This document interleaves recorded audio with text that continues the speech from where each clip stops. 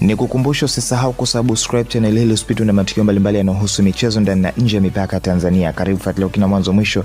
Video hii inahusiana na utabiri wa kikosi cha ushindi cha Simba Sports Club kwenye mashindano ya CAF Champions League msimu wa mwaka 2025-26 dhidi ya Esperance de Tunis. Ni matumaini yangu tutazama video mpaka mwisho na kisha kuniachia maoni kwenye sehemu ya comment section hapo. Enjoy the video.